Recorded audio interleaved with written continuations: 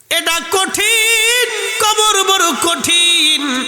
সাহাবীরা রে, কবরে যাকে নিয়ে যাওয়া হয়, কবরে দুইজন নামে কবরের ভিতরে।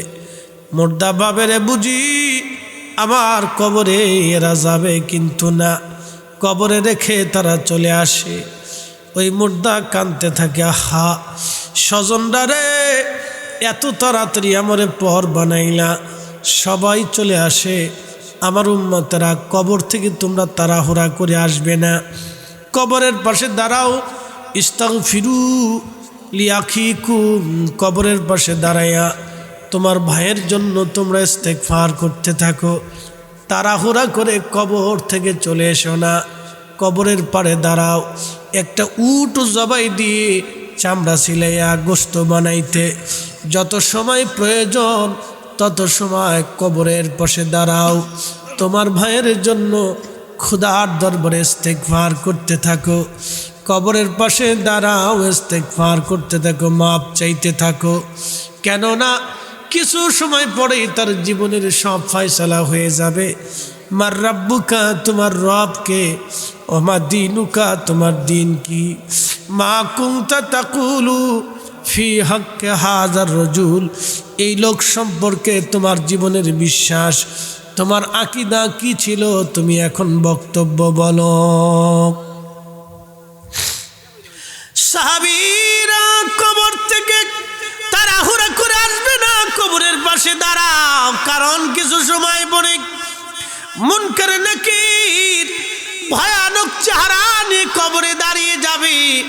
পাপিষ্ঠদের কবরে মুনকার নাকিরের চেহারা থাকবে ভয়ানক, বিকট চেহারা দেখে মানুষ পাগল পারা হয়ে যাবে। সেই দিন জবাব মনে আসবে না, কিন্তু ওই দিন আল্লাহ তাকে বলবে না যে আল্লাহ কোরআনে বলে দিলেন, ফাজ কুরুনি আযকুরুকুম, বান্দারে আমারে স্মরণ করো, আমি তোমাকে ভুলবো না। তুমি আমারে ভুইলো না, আমি তোমাকে বলবো না।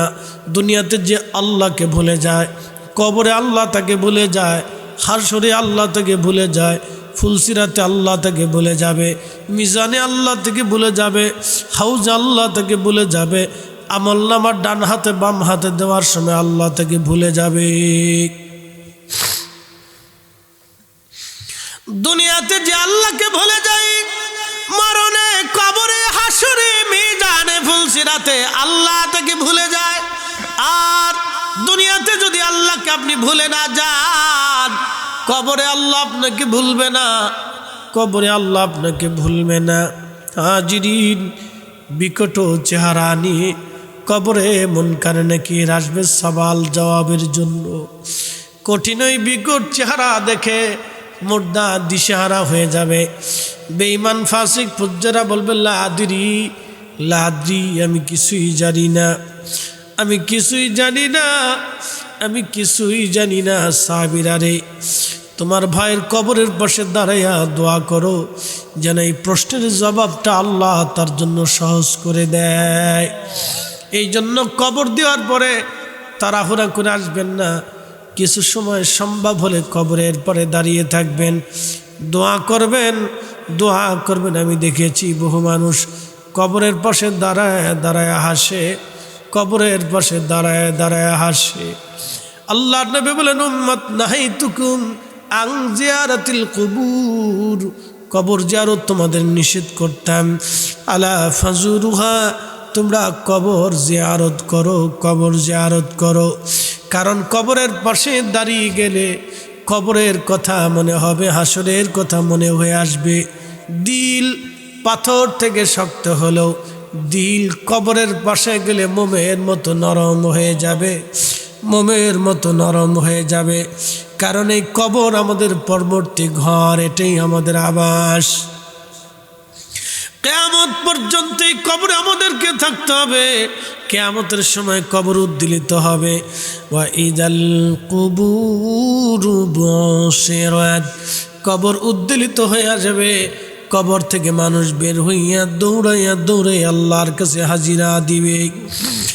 এই কবরে কিয়ামত পর্যন্ত থাকতে হবে। মধ্যবর্তী একটা সময় এই কবরে থাকতে হবে। আল্লাহ রসুল বলেন, আল কবরু রওজাতুম মিন রিয়াজিল জান্নাহ।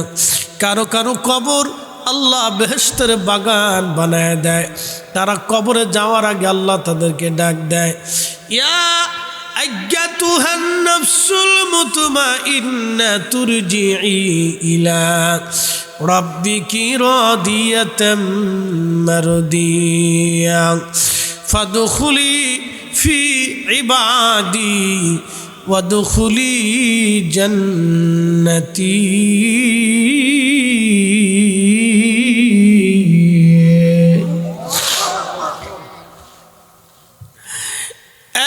ভাইরা আমার, বাগারাইবাসী, কিছু কিছু মানুষের মৃত্যু হবে এমন, যেমন মার কোলে ঘুমায় পড়লে বাচ্চা বুঝে না, ওইভাবে তার মৌত এসে যাবে। মৃত্যুর কোনো যন্ত্রণা তার থাকবে না, চলে যাবে আল্লাহর কাছে। প্রশান্ত আত্মা, যে আত্মা দুনিয়াতে আল্লাহর হুকুম মোতাবেক মেনে চললো, যে আল্লাহর কথাগুলি শুনলো, হালাল হারাম বেছে চললো, মার রসুলের সুন্নতের তাবেদারি ইত্তেবা ইশকে রসুল দিয়ে যার জীবনকে রাঙ্গায় দিল, রসুলের গুলামি কইরা নবীকে খুশি করলো, এই লোকটা কবরে ডাক দিবে, আল্লাহ হে নফসে মুতমাইন্না, তুমি আসো প্রশান্ত আত্মা, তুমি তোমার আত্মাটাকে পবিত্র বানাইছিলা। কদ আফলাহা মান যাক্কাহা ওয়া কদ খাবা মান দাসসাহা। এই অন্তরে তুমি অহংকার রাখো নাই, হিংসা রাখো নাই, বিদ্বেষ রাখো নাই, অহমিকা রাখো নাই, রিয়া রাখো নাই, কামনা বাসনা যাতনা, এইগুলি তুমি মন্দ চরিত্রগুলি তুমি তোমার হৃদয়ে কাত্তার ভিতরে রাখো নাই, এগুলি জেনে ফেলে দিয়ে তুমি তোমার আত্মাটাকে পবিত্র রাখছো। হে পবিত্র আত্মা, ইরজিই, তুমি আমার কাছে চলে আসো। তখন ওই আত্মা আল্লাহর কাছে চলে যাওয়ার জন্য উদুগ্রীব হয়ে যায়, উদুগ্রীব হয়ে যায়। এই জন্য অতীতে আমরা দেখেছি বহু বুজুর্গরা ইন্তেকালের আগে তিনারা বলে যাইতেন, সন্তানরা আমার সময় ঘনিয়ে গেছে, আমার মালিক আমারে ডাকতেছে, আমার চলে যেতে হবে, আর থাকার সুযোগ নাই। বহু আল্লাহর ওলিরা ইন্তেকালের আগে বলে গেছে, বেটারে আল্লাহর দরজায় সাড়া দিতে চলছি, রবের ডাক আমার জন্য এসে গেছে, চলে যাব। বন্ধু আমার হাজিরিন, বিশ্ববিখ্যাত আল্লাহর একজন ওলি, তার নাম হযরত আল্লামা ইমাম আব্দুল্লাহ ইবনে মুবারক রাহমাতুল্লাহ আলাইহি। ইমাম নু'মান বিন সাবিতের ছাত্র ছিলেন। ইমাম নু'মান বিন সাবিত আবু হানিফা হযরতে ইব্রাহিম নখীর ছাত্র ছিলেন। ইব্রাহিম নখী আব্দুল্লাহ ইবনে আব্বাসের ছাত্র ছিলেন। আব্দুল্লাহ ইবনে আব্বাস আমার রসুলের ছাত্র ছিলেন। আমার রসুল আল্লাহর ছাত্র ছিলেন। আল্লাহর ছাত্র নবীজি, নবীজির ছাত্র আব্দুল্লাহ, আব্দুল্লাহ ছাত্র ইব্রাহিম নখী, ইব্রাহিম নখীর ছাত্র হযরতে ইমাম আজম আবু হানিফা, তিনার ছাত্র আব্দুল্লাহ ইবনে মুবারক রিদওয়ানুল্লাহি তাআলা আজমাইন। একবার জোরে বলা যাবে কি মারহাবা। তিনি বললেন, আমি একবার মক্কায় গেলাম, বহুদিন মক্কায় অবস্থান করে, কিন্তু মক্কাতে কোনো বৃষ্টি নাই। বৃষ্টির অভাবে মক্কাবাসীর বড় কষ্ট হচ্ছিল। মক্কারবাসীরা হারামে একত্রিত হয়ে কাবা ঘরের চারপাশে দাঁড়ায় বহুবার দোয়া প্রার্থনা করেছে, কিন্তু কোনো দিন আল্লাহ বৃষ্টি দেন নাই। বৃষ্টির অভাবে ঘাস তরুলতা পাতা মরে গেছে, সবুজ শ্যামলতা নষ্ট হয়ে গেছে, উর্দুম্বা ভেড়াগুলি শুকায় গেছে। বৃষ্টির অভাবে মক্কাবাসীর বড় কষ্ট হয়। আব্দুল্লাহ ইবনে মুবারক বলতেছেন, বৃষ্টির জন্য মক্কাবাসীরা কান্নাকাটি করতে লাগলো, আল্লাহ বৃষ্টি দাও, আল্লাহ বৃষ্টি দাও, কিন্তু বৃষ্টি হয় না, হয় না, হয় না। একদিন আমি মক্কার অদূরে হারাম থেকে মুতাওয়াফের বাহিরে চুপচাপ বসে আছি। এমন সময় দেখলাম মক্কাবাসীর একত্রিত হয়ে তারা দোয়া করতেছে। চিন্তা করলাম, দেখি আজকে দোয়ার হাল হাকিকত কি হয়। আব্দুল্লাহ ইবনে মুবারক বললেন, এমন সময় দেখি একজন ব্যক্তি, তার চুল দাড়ি মুলিয়ে এলোমেলো এবং জুব্বা তার তালিযুক্ত, তার একটা চাদরও তালি দেওয়া, জুব্বাগুলি পুরাতন মলিন, চেহারা দেখলে বোঝা যাচ্ছে সে কোনো গরিব মানুষ, নতুবা সে কারো গোলাম। সে হয়তো গরিব মানুষ নালে কারো গোলাম। আমি চুপচাপ বসে আছি, বসে থাকার সময় আমি দেখলাম সেই গোলামটা, সেই গরিব মানুষটা মাথার উপরে চাদর আবৃত করে দিয়ে ঢেকে দিয়ে দরবারে রব্বেরা কারিমেরা দরবারে হাত বাড়াই দিয়ে কয়, আল্লাহ গো, ও আল্লাহ, আমি এতদিন তোমার দরজায় আসি নাই আল্লাহ, মক্কায় বহুদিন বৃষ্টি হয় না, তোমার গোলাম আজকে হাজির হয়ে গেছে আল্লাহ, বৃষ্টি দাও, বৃষ্টি যদি না দাও তোমার গোলাম আজকে হাত নামাবে না আল্লাহ, এখনই বৃষ্টি দাও, বৃষ্টি না দিলে আমি আজকে তোমার হারাম থেকে যাব না। একসাথে জোরে বলবেন কি মারহাবা। তেলের গাড়ি তেলে চলি, হাওয়ার গাড়ি হাওয়ায় উড়ে, বিনা তেলে চালাই গাড়ি নবী সুলাইমান, আমরা সেই মুসলমান। ঠিক কিনা? মুসলমানের দাম কত ছিল আপনি ভাবলে গা শির উঠবে যে মুসলমানদের কত মূল্য ছিল এক সময়, কত দাম ছিল মুসলমানদের। আব্দুল্লাহ ইবনে মুবারক বললেন, আমি চুপচাপ বসে আছি, সে ভাবতেছে আমি তার কথা শুনতেছি না, কিন্তু আমি নীরবে তার কথা শুনতেছিলাম। কিন্তু আশ্চর্য হলাম, সে এইভাবে আকুতি মিনতি করতে করতে আমি আসমানের দিক তাকায় দেখি আসমানে মেঘ জমে গেছে। আসতে হয়ে গেল না? আমি আশ্চর্য হয়ে দেখি আসমানে মেঘ জমে গেছে, কালো মেঘ। মেঘ জমে বৃষ্টি শুরু হয়ে গেল। মারহাবা বলবেন না? মেঘ জমে বৃষ্টি শুরু হয়ে গেল, প্রচুর পরিমাণে বৃষ্টি। ওই গোলাম হেঁটে হেঁটে চলে যাচ্ছে, আমিও তার পিছে পিছে। দেখি সে কোথায় যায়, ঠিকানা কোথায়। হাঁটতে হাঁটতে দেখলাম মক্কার এক বাড়িতে ঢুকলো। ওই বাড়ির সামনে একজন মুরব্বী বসে আছে, জল চকির উপরে উঠানে বসে আছে। সালাম দিলাম। মুরব্বী বলল, কি ব্যাপার, কি জন্য কে আসছেন আপনি? পরিচয় দিলাম, আমি আব্দুল্লাহ ইবনে মুবারক। মুরব্বী বলতেছে, আমি আপনার নাম শুনেছি, আপনি মস্ত বড় দুনিয়ার অনেক বড় আলেম, আপনি পৃথিবী জোড়া আলিম, এত বড় আলিম, আমার দরজার সামনে আসেন। আমাকে বসতে দিল।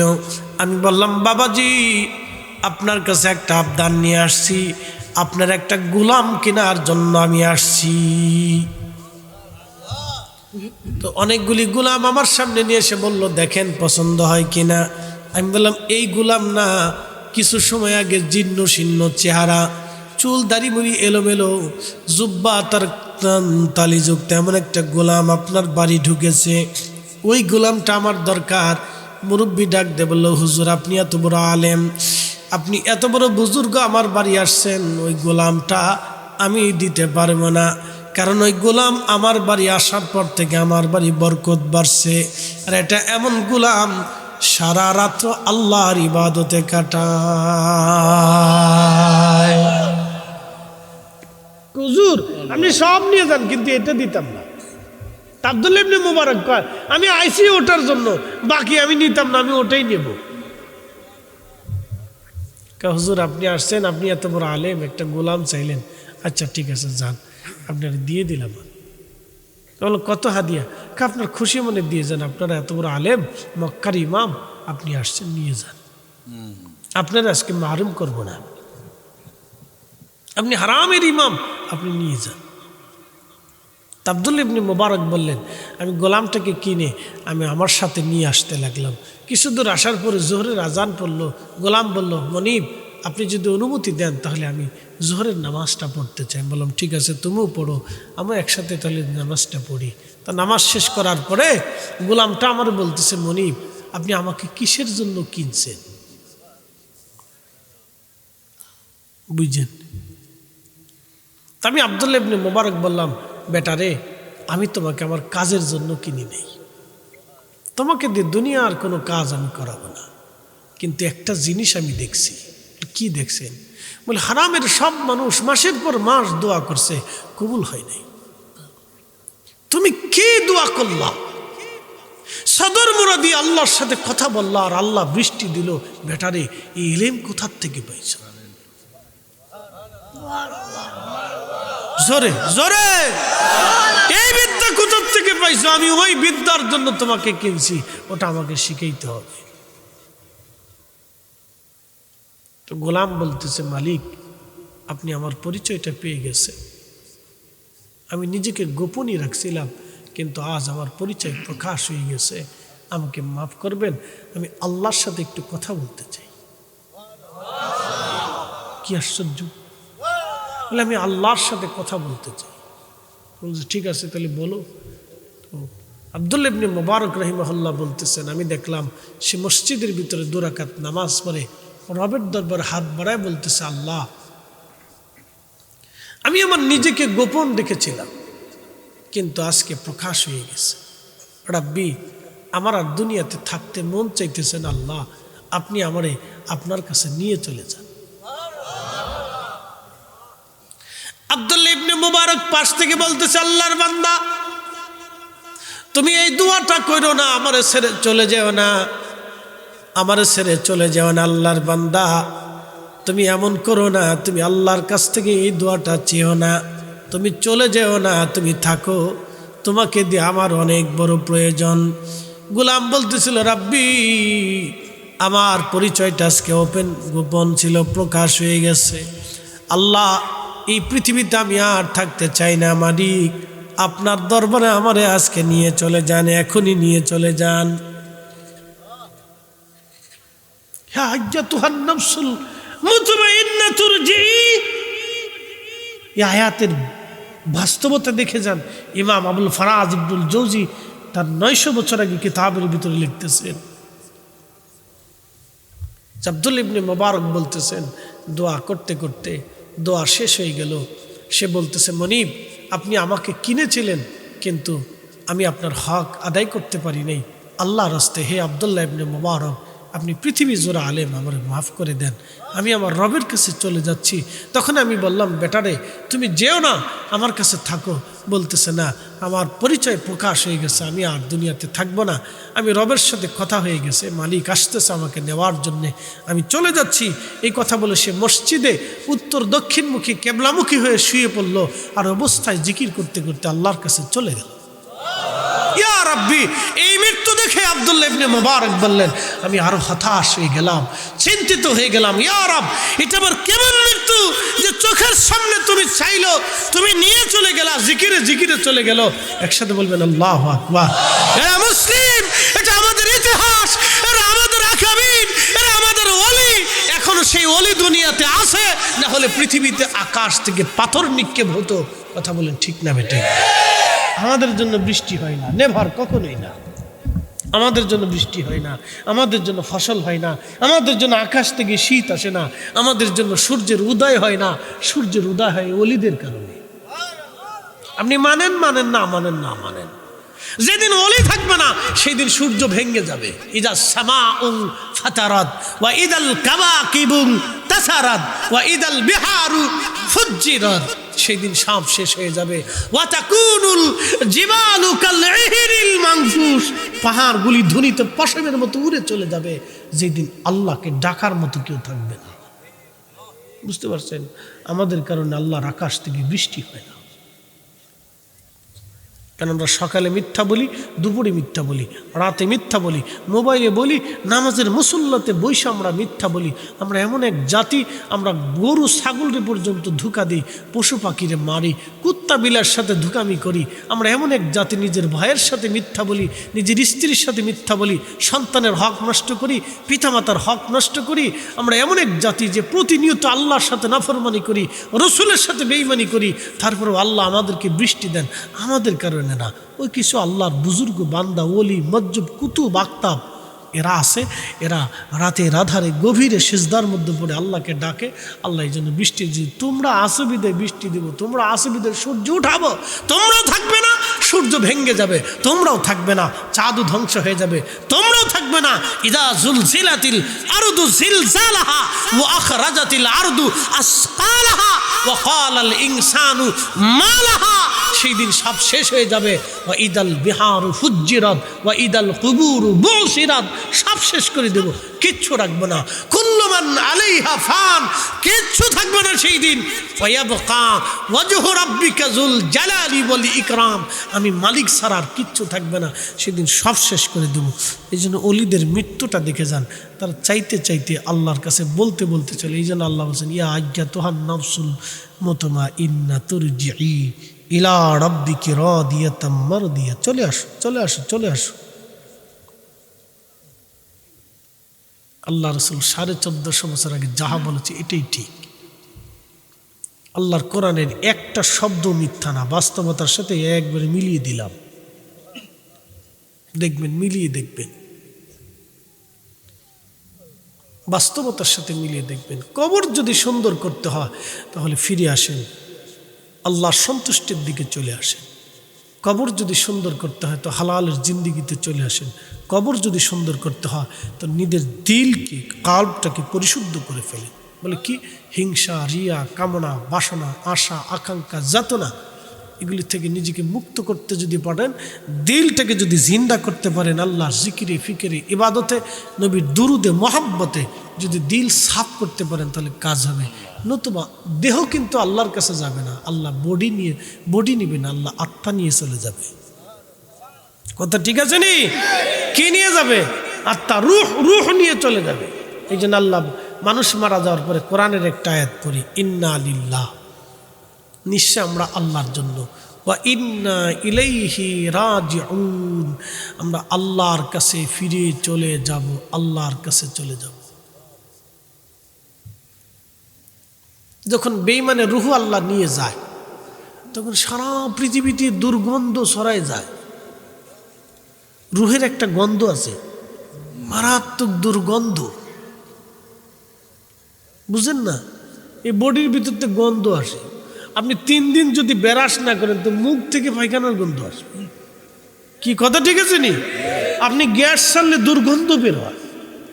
আপনি থুতু ফেললে, থুতু একটু ডলা দিয়ে নাকের কাছে নিয়ে দেখবেন, একবারে মারাত্মক দুর্গন্ধ, না বাবাজি? না, শরমের কিছু না, এটা আল্লাহর সৃষ্টির থেকে আপনি বুঝে যান।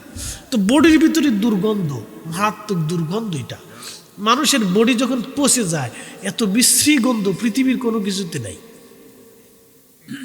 মানুষ মারা যাওয়ার 24 ঘন্টা পরে পায়খানার রাস্তা দিয়ে শরীরের ভিতর থেকে একটা পোকা বের হয়ে আসে, এটা দেখা যায় না, সারা শরীরে ছড়ায় যায়, তখন বিশ্রী গন্ধ আসতে থাকে। এই জন্য মানুষ বলে তাড়াতাড়ি কবর দাও, তাড়াতাড়ি কবর দাও, বিশ্রী গন্ধ আসতে থাকে। এটার তো কোনো মূল্য নেই। ইয়া রাব্বি, এই জন্য আত্মাটাকে পবিত্র করে, এটা আল্লাহর কাছে চলে যাবে। জিজ্ঞাসা করবে, তোমাকে পাঠিয়েছিলাম আমি, কি করেছো তুমি? তোমাকে আমি পাঠিয়েছি। কুলির রূহু মিন আমরি রাব্বি, তুমি আমার হুকুমে দুনিয়াতে গেছো, আমার হুকুমেই তোমাকে নিয়ে আসছি। তো হুকুমে তো গেলা, তা আমার হুকুম না মানে শয়তানেরটা কেন মানলা বলো? জবাব নেই। এই জন্য ইস্তেগফার করবেন, বেশি বেশি আল্লাহর কাছে মাফ চাইবেন, আল্লাহ ভুল হয়ে গেছে। এই জন্য যারা মোনাজাত থেকে মানুষের দূরে সরায়, আমি মনে করি ওরা ইতর ইতর ইতর ইতর চিনেননি আপনারা? ইতর ইতর যারা মানুষদেরকে দোয়া থেকে মাহরুম করে, ওরা ইতর। কারণ দোয়ার ভিতরে মানুষ আল্লাহর কাছে আকুতি মিনতি করে, সারেন্ডার করে, রাব্বি আমারে মাফ করে দেন। কথা ঠিক আছে নি? এখান থেকে কেউ যদি কোন বান্দাকে মাহরুম করে, সরায় দেয় ফতোয়া দিয়ে, আমি তার 2 চোখ দিয়ে দেখতে পারি না, এটা আমার বাপ হলেও দেখতে পারি না। আমার কাছে মনে হয় ওটা দুনিয়ার নিকৃষ্ট একটা জীব, যে মুসলমানকে আল্লাহর কাছ থেকে চাওয়া থেকে ফিরাই দিছে ফতোয়া দিয়ে। মানে আমরা যদি শায়েক মনে করে সময় দেন তো দিতে পারে সুমানকে, ও সাথে আমার দেখার সময় নেই। আমি এর মানুষের কাতারই মনে করি না, মুসলমানের হিসাব পরে, এটা মুসলমান না। মুসলমানের হিসাবের ভিতরে রাখাই যায় না। শ্রোতা বক্তা আমরা যারা আছি ওটা তালিকার ভিতরে থাকে না। মুসলমানের হিসাব অনেক ঊর্ধ্বে। মুসলমান যারা, তারা ওই যে পানির উপরে জায়নামাজ বিছাই দিছে, পানির সাহস হয় না জায়নামাজ বিছাইতে, ডুবাইতে, কথা কন না, ঠিক আছে নি? এরা মুসলমান ছিল, ওরা আল্লাহর আকাশে চাইছে আল্লাহ বৃষ্টি দেন, বৃষ্টি দিয়ে দিচ্ছে। এরা মুসলমান ছিল, যা চাইছে তাই দিচ্ছে, কিন্তু সব কিছু চাইতো না। এরা জানতো চাইলেই দিবে, দিত না। পানির ভিতরে ফু মারছে, পানি আর পানি থাকে নেই, এটা ওষুধ হয়ে গেছে, ক্যান্সারের ওষুধ হয়ে গেছে। একসাথে বলবেন আল্লাহু আকবার। ওরা মুসলমান, আমরা মুসলমান হলো খোলসে, শুরুতে, কাজে না। কথা ঠিক আছে নি? কাজে না, আমরা হলাম শুরুতে মুসলমান। নাম কা ওয়াস্তে, কাম কা ওয়াস্তে না, নাম কা ওয়াস্তে, কাম কা ওয়াস্তে না। এই জন্য আমি তো আল্লাহর কাছে চলে যাব, কবরে চলে যেতে হবে। যেহেতু হবে, তাহলে আপনাকে দুইটা জিনিস নিতে হবে, ঈমান ও আমল। ঈমান ও আমল যেহেতু হবে, তো দুইটা জিনিস নিতেই হবে, ঈমান ও আমল, দুইটা জিনিস নিতে হবে আপনাকে। বাহিরে কোনো রাস্তা নেই, দুইটা জিনিস নিতে হবে। কবরে আপনাকে দাঁড়াইতে হবে। এখানে গোরস্থান আসেনি, আসেনি? বয়স কত? গোরস্থানের বয়স কত? কত বছর? 40-50 হবে? বেশি? 100 বছর? আচ্ছা 100ই ধরলাম, বাদ বাকি ধরার দরকার নেই। 100 বছর আগে যারে কবর দিছিল, তার কবরের পাশে দাঁড়ানোর কয়জন আছে? তাহলে বাকি 100 বছর পরে আমার কি অবস্থা হবে? আপনারটা কি হবে? কেউ নেই, কেউ নেই। এই জন্য সম্পদের অহংকার, ক্ষমতার অহংকার, পয়সার অহংকার, তাকাব্বুরি, রাজনীতির অহংকার, এগুলো সব মাঠের মধ্যে ঝাইরে ফেলে দেন। এগুলো দলাদলি, কন্দাকন্দি করিয়া, মারামারি করে কোনো লাভ নাই। লাস্ট পর্যন্ত দেখবেন জিরো, একবারে জিরো। পছন্দ হলে ভোট দেন, নাহলে না দেন, ওটা আপনার ইচ্ছা। তবে যারে বানাবেন হিসাব কিতাব করে বানায়। মসজিদের ইমাম নির্বাচন করার সময় 36 জন হুজুর আসলে তারা যাচাই বাছাই করে, পা দেখে, নখ দেখে, চুল দেখে, দাড়ি দেখে, কাপড় চোপড় দেখে, বিয়ে শাদী করছে কিনা, বাচ্চা কাচ্চা আছে কিনা, চেহারা সুন্দর কিনা, কণ্ঠ বালা কিনা, খালা না, দলা না, ল্যাংরা না, কানা না, বুবা, এটাও দেখে। খানা হইলে তো জীবনে ইমামতি চাকরিতে রাখতো না। কথা ঠিক আছে নি? বুবা হইলে তো কোনো প্রশ্নই নেই। আর যদি কানে না শোনে, তো যে হুজুর রাখার দরকার নেই, তো কানে শোনে না, বাপ কলি খালু কবে, খালু কলি চাচা কবে, এরা রাখার দরকার নাই। ইমামের চাকরি যে কি মারাত্মক চাকরি। ল্যাংরা হলে কেউ যে বেটা ল্যাংরা, এই নামাজ পড়াবো কেমনি, ওটার দরকার নেই। আর কণ্ঠ ভালো না হলে কই না, এটার দরকার নেই, এটা সুর টুর বেশি ভালো না, নামাজ করলে মজা লাগতো না, যাও গে। বেতন কত? 5,000 টাকা। বাছাই করতে করতে ইমামের জান শেষ। কিন্তু নির্বাচনের আগে ভোট কারে দিবেন এই সময় বাছাই করে না, এই সময় খালি ধাম ধাম ধাম ধাম করে মারতে থাকে। কি কথা কন না কা? আমরা বাঙালিরা যদি নির্বাচনের সময় মানুষ বাছাই করতাম, তাহলে কাজ হয়ে গেছিল। কি মানুষ বাছাই করতে হবে? একসাথে বলেন, কি বাছাই করতে হবে? মার্কানা, মার্কানা, মানুষ বাছাই করেন। কি কথা ঠিক আছে নি? মার্কা বাছাই করেন না, ওটা তাল মার্কা না বেল মার্কা, ও ছাতার দরকার নাই। মানুষ দেখেন যে বেল মার্কায় কে দাঁড়াইছে, কলা গাছ মার্কা হলেও অসুবিধা নেই। যদি কোনো ওই ছাতা ছাগল মার্কা, তাও সমস্যা নেই। মানুষকে এটা আগে দেখেন, মানুষ দেখেন, মানুষ কেডা দাঁড়াইছে এটা দেখেন। ও বেটা ঠিক আছে নি, এটা দেখেন। যদি ও বেটা ঠিক থাকে, তাহলে মার্কায় মারি দেন। ওটা ছাগল মার্কা হলে ওটার ভিতরে মারি দেন, অসুবিধা নেই। কিন্তু আমরা বাঙালিরা বুঝি না। 500 টাকা দিলে সাক্ষী পাওয়া যায়, মৌলভীবাজার আদালতে দাঁড়ায় ভেরাত ভেরাত করে কাইন্দে সাক্ষী দিয়ে আসবে। 500 টাকা বিরিনির একটা প্যাকেট ধরাই দিলে সারাদিন মিছিলে পাওয়া যায়। আমার ভাইয়ের চরিত্র ফুলের মতো পবিত্র, আবার কই বিরিনি খাওয়ার অসুবিধা নেই, চল।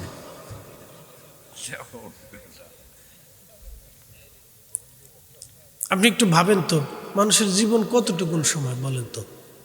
এই আমি দেখতে দেখতে দেখতে চলে আসছি। বাবাজি ডান পাশে বসেছে, ওনার দেখতে দেখতে স্বপ্নের মতো জীবন চলে গেছে। জিজ্ঞেস করেন, ওটার স্বপ্নের মতো চলে গেছে। কয়দিন আগেও আমি টাকি মাছ চ্যাং মাছ লাইতেই ফেরাই দিছি, ধরছি নে। ওনাদের ছোটোকালে কই মাছ, ল্যাং মাছ, বোয়াল মাছ ওটা লাত্তি দিয়ে ফেলাই দিছে, দূর হয়ে তার সময় নাই। কি কথা ঠিক আছে না? চ্যাং মাছ চোখেও দেখা যায় না। আমি তো ছোটোকালে বাড়ির উঠানে কত কই মাছ লাফাই লাফাই আসছে, চ্যাং মাছ তো ধরছি না, ধরার টাইমই নাই, ফুটবলের মতো লাথি মারছে, ভাঁত করে চলে গেছে। এখন চ্যাং মাছ নদীর ভিতরেও জাল মেরেও পাওয়া যায় না, বুঝতে পারছেন তো ভাই? স্বপ্নের মতো তো জীবন চলে গেছে না। মানুষ বাঁচে কত বছর? গড় আয়ু 60 বছরই ধরেন, 60ই ধরেন। 60-এর পরে যে জীবন আসে, এই জীবন আর কোনো জীবন না। এই জীবনে ছেলে পছন্দ করতে চায় না, নাতিরা পছন্দ করতে চায় না, বেটার বউ চিন্তা করে দূর বুড়া মরে নাকি। ছেলের ভয়ে, আত্মীয়তার ভয়ে কিন্তু কথা কানে, কিন্তু মনে মনে চিন্তা করে দূর বুড়া মরে না। অনেক বৌমা আছে কিন্তু মরে না বুড়া, জ্বালাতাছি, বুড়া লয়ে জ্বালাতাছি। আচ্ছা, আল্লাহ বাস্তবতা থেকে বলতেছি। বাঘানাইবাসী খুব মনোযোগ দিবেন। 60 বছরের জীবন যদি হয়, তাহলে 20টা বছর চলে যায় ঘুমে ঘুমে। মানুষ 8 ঘন্টা ঘুমায়, 24 ঘন্টার দিন ও রাতে 8 ঘন্টা যদি ঘুম হয়, 20 বছর ঘুমে চলে গেল। বাকি 40 বছর চলে যায় সংসারের ঝামেলায়, লেখাপড়ায়, খেলাধুলায়, আনন্দ ফুর্তিতে কত জীবন চলে গেল। এখানে বুকে হাত দিয়ে বলেন তো, জীবনের কত সময় আল্লাহর ইবাদতে কাটাইছি?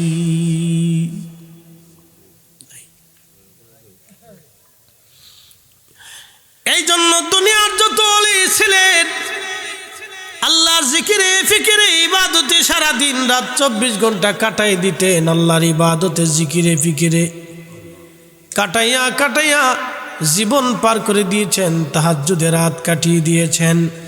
তারা সময় কখনো নষ্ট করেন নাই, জীবনের সময় তারা কখনো নষ্ট করেন নাই। তাহলে বলেন তো, ওই কবরে প্রশ্নের জবাব আপনি কেমনে দিবেন? বড় কঠিন ওই কবর, বড় কঠিন। Out of sight, out of mind. মানুষ চোখের আড়াল হলে মনের আড়াল হয়ে যায়, চোখের আড়াল হলে মানুষ মনের আড়াল হয়ে যায়। কবরে চলে যাবেন আপনি, কেউ আপনার আর স্মরণে রাখবে না, স্মরণ থেকে মানুষ আপনাকে ভুলে যাবে, স্মরণ থেকে ভুলে যাবে। এই জন্য উসমান গনি জিন্নুরাইন কবরের পাশে দাঁড়াইয়া থর করে তিনি কাঁদতে থাকতেন। সাহাবীরা বলল, আমিরুল মুমিনিন, 2 নূরের অধিকারী আপনি, 2টা নূর কন্যা আল্লাহর নবী আপনার সাথে বিয়ে দিয়েছেন। আল্লাহ রসুল বলতেন, উসমানের ব্যবহার এত সুন্দর, তার আচরণ এত সুন্দর, তার চরিত্র এত সুন্দর, আমার যদি আরও কন্যা দুনিয়াতে থাকতো, আমি আমার উসমানের সাথে বাকি কন্যাগুলি শাদী দিয়ে দিতাম। আমিরুল মুমিনিন, আপনার চরিত্র দেখে নবীজি মোহিত, দুনিয়া থেকে আপনাকে জান্নাতের সার্টিফিকেট দেওয়া হয়েছে, তারপরও কবর দেখে আপনি কেন কাঁদেন? উসমান গনি বলতেন, সাহাবীরা রে, আমি আমার মাসুক নবীর পবিত্র জবান থেকে শুনছি, এই কবর হলো মানুষের জন্য প্রথম ঘাঁটি। এই কবরে 3টি প্রশ্নের জবাব যদি কেউ দিতে পারে, বাকি মঞ্জিলগুলি তার জন্য সহজ হয়ে যাবে। আর এই কবরের প্রশ্নের জবাব যদি দিতে না পারে, বাকি মঞ্জিলগুলি তার জন্য ভয়ানক হবে। কবর বড় কঠিন জায়গা, কবর বড় মারাত্মক জায়গা। এই কবরে কতজন ফেল করবে? ইমাম ইবনে কাইয়িম কিতাব রূহের মধ্যে তিনি লিখতেছেন, প্রত্যেক রূহগুলি কবরের উপরে উঠে বসে থাকে, সন্তানরা, আমি কবরের জেলখানায় আজ বন্দী হয়ে গেছি, আমার কবরে কিছু নেকি পাঠাও। আজকের মাহফিল থেকে হাত বাড়িয়ে যখন দোয়া করবেন, আল্লাহ আমার মাইরে আমার বাবারে আপনি মাফ করে দেন, তাদের কবরে আজ নেকি পাঠায় দেন, তখন এই মার রুহগুলি কবরটা উজালা হয়ে যাবে, নুরময় হয়ে যাবে। ওই কবর উজালা হবে, নুরময় হয়ে যাবে কবর, কবর নুরময় হবে, উজালা হয়ে যাবে কবর। হযরতে সাইয়েদুনা ঈসা রুহুল্লাহর একটা ঘটনা বলে আপনাদের কাছ থেকে বিদায় নিয়ে যাব। ঈসা রুহুল্লাহ আলাইহিস সালাতু ওয়াস সালাম বললেন, হযরত ঈসা ইমাম ইবনে কাসির আল বেদায়ার মধ্যে লেখেন, ঈসা রুহুল্লাহর উম্মতের একদিন ঈসা নবীরা বললেন, আল্লাহর নবী গো, আপনি একটু হযরত নূহ আলাইহিস সালামের বেটা হামের কবরের পাশে নিয়ে যান, হামরে জিন্দা বানান।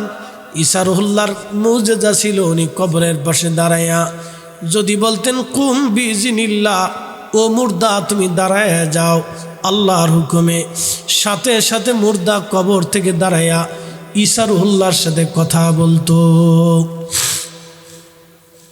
সাইয়েদুনা ঈসা রুহুল্লাহ কবরের পাশে চলে গেলেন। হাম বিরাট বড় একটা পাহাড়ের মতো কবর তার, কারণ হযরত আদম সফিউল্লাহর 3-4 পুরুষ পরে হযরতে নূহ আলাইহিস সালাতু ওয়াস সালাম এসেছিলেন। 3-4 পুরুষ পরে, 3-4 পুরুষ পরে, 3-4 পুরুষ পরে ঈসা রুহুল্লাহর 3-4 পুরুষ পরে হযরত আদম সফিউল্লাহ 3-4 পুরুষ পরে নূহ আলাইহিস সালাম আসছিলেন। হাম অনেক বড় লম্বা চওড়া ছিলেন, 59 হাতের মতো লম্বা। হামের কবরের পাশে দাঁড়াইয়া ঈসা রুহুল্লাহ কুম বিইজনিল্লাহ বলে ডাক দিলেন, সাথে সাথে হাম পাহাড়ের মতো উঁচু হয়ে দাঁড়িয়ে গেল। ঈসা নবী বললেন, হামরে তুমি তোমার চুলগুলি দাড়িগুলি কেন পেকে গেছে? হাম বলো। আমি তো আল্লাহর নবী ঈসা, আমার জানা মোতাবেক তোমার কাঁচা চুল দাড়ি ছিল, কিন্তু সাদা কেন হলো? হাম ডাক দে বলো, ঈসা রে, কবরের ভিতরে এতদিন আমি রইলাম, আল্লাহ আমার কবরের জিন্দিগিতে রাখলেন, কিন্তু আপনি যখন আমার কুম বিইজনিল্লাহ বলে ডাক দিলেন, আমি মনে করছি হাসরের ময়দান কায়েম হয়ে গেছে। হাসরের ময়দানের চিন্তায় পেরেশানিতে আমার চুলগুলি সাদা হয়ে গেছে, দাড়িগুলি আমার সাদা হয়ে গেছে নবী ঈসা। আমি হাসরের ভয়ে আমার চুল দাড়িগুলি সাদা হয়ে গেছে। আমার কবর দেওয়ার সময় আমার চুল দাড়িগুলি কাঁচা ছিল। ঈসা গো, আমার চুল দাড়িগুলি হাসরের ময়দানের ভয়ে চুল দাড়িগুলি আমার সাদা হয়ে গেছে। আমি তো কবরের জীবন দেখছি, হাসরের জিন্দিগির ভয়ে আমার চুল দাড়িগুলি সাদা হয়ে গেছে। এটা অনেক বড় কঠিন ভাই আমার। ঈসা রুহুল্লাহর জীবনের মুজিজার বাস্তবতা থেকে আপনাদেরকে শোনাইলাম। শোনেন, একটা কথা বলি, ইসলামের কোনো কাসাস, কোনো ঘটনা একটাও মিথ্যা না, একটাও মিথ্যা না। এই কবরে আপনার আমার একদিন বাসস্থান হবে, তো যাওয়ার আগে আমাদের কিছু নেকি নিয়ে যেতে হবে, কিছু অর্থ আল্লাহর পথে ব্যয় করতে হবে, নামাজে জিকিরে ফিকিরে আল্লাহর ইবাদতে কাটাইতে হবে। আল্লাহ আমাদেরকে রিজিক দিছেন, সম্পদ দিছেন, এই সম্পদগুলি কিছু সম্পদ আল্লাহর পথে ব্যয় করাটা আমরা বুদ্ধিমানের কাজ। অমিম্মা রাযাকনাহুম ইউনফিকুন, তোমাদেরকে রিজিক থেকে তোমরা আল্লাহর পথে কিছু ব্যয় করো। আল্লাহ বললেন, ও আমার উম্মতেরা,